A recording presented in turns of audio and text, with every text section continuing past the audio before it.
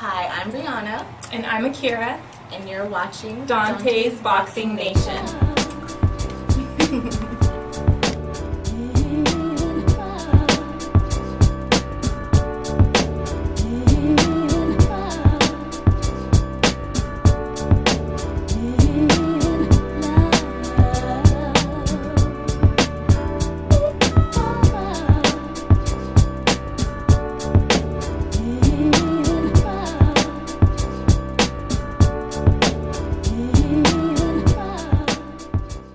Dante's Boxing Nation, what's going on, guys? First things first, congratulations to the new WBO heavyweight champion of the world, Joseph Parker. He made history tonight or this morning, becoming the first ever New Zealand heavyweight champion of the world. Now, going into this fight, I picked RUIZ to win.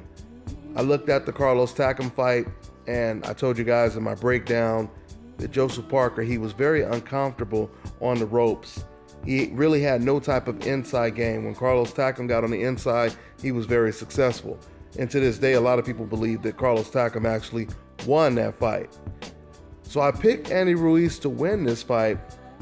The main thing I told you guys that I was concerned about is, will Andy Ruiz let his hands go? Or will he become timid in the fight and gun shy? And that's exactly what transpired in this fight. Like I told you guys before, the first 4 rounds, Andy Ruiz, he seemed to have an edge.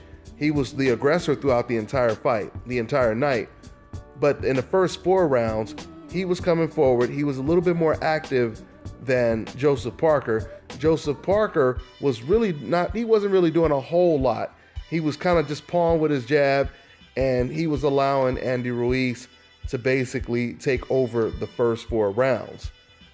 But after the first 4 rounds, this is when Joseph Parker, he began to pick it up a little bit more, and Andy Ruiz was basically neutral.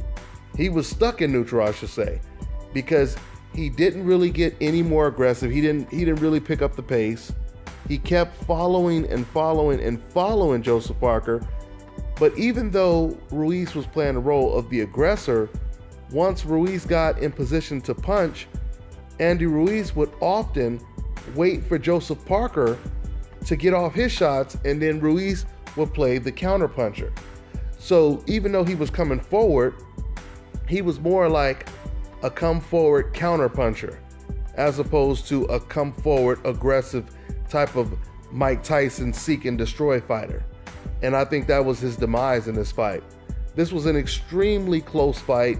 There was some good exchanges in the later rounds. Every time Joseph Parker landed a nice combination, Ruiz would come right back with a beautiful combination. But once again, Ruiz, he was just following and following, and Joseph Parker was first almost every time they exchange. And I think that was the difference in this fight. Now, of course, you're going to have some Andy Ruiz, fans that's going to say that Ruiz was robbed. There was no robbery in this fight. And this is coming from a guy who picked Ruiz to win the fight. There was no robbery in this fight. It was a very close fight, and there were a couple swing rounds in this fight. So this fight, it could have went either way, but I don't feel that it was a robbery. Matter of fact, I know it wasn't a robbery. Something Joseph Parker was able to do in this fight is he was able to almost dictate the pace with his long jab. He was very effective with his jab. Neither one of these guys was really able to land a lot of power shots. The jab was key with both of these guys in this fight. Ruiz was landing a lot of good jabs as well, but you would have to give the edge to Joseph Parker. Now, the good news for Joseph Parker is he is now the heavyweight champion of the world, at least one of them. The bad news is, after watching this performance, after watching Joseph Parker step up in competition against Andy Ruiz, I don't see Joseph Parker having too much of a chance against the Deontay Wilders, the Anthony Joshuas, and King Kong Luis Ortiz. I feel when it comes to Joseph Parker, one of the best things about watching fighters step up in competition, because we're so used to seeing them fight against weak opposition, and they look great when they're fighting against that level of opposition. But when they fight against one of their equals, then we really get a gauge of how good they are and how far that they can go. And like I said, after watching this performance, I just feel that Joseph Parker, he's a little too passive. And I truly believe going in the ring with a Deontay Wilder and Anthony Joshua with this type of reluctance, Joseph Parker will be in serious trouble. If Parker showed this level of respect to Andy Ruiz, I believe he would show an enormous amount of respect to Anthony Joshua and Deontay Wilder in the ring. I don't believe that Andy Ruiz would fare really well with those fighters either. Andy Ruiz is another fighter. He comes forward, beautiful combinations, good power, good speed, but he's kind of passive too. And, Deontay Wilder in particular, to me, even though Deontay Wilder is not the most skilled heavyweight in the world, Deontay Wilder is the type of fighter where his heart, determination to win, to best you in the ring, makes up for any flaws that he has.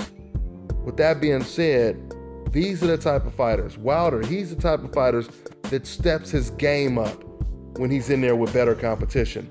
And I don't think we really seen that with Andy Ruiz or Joseph Parker tonight.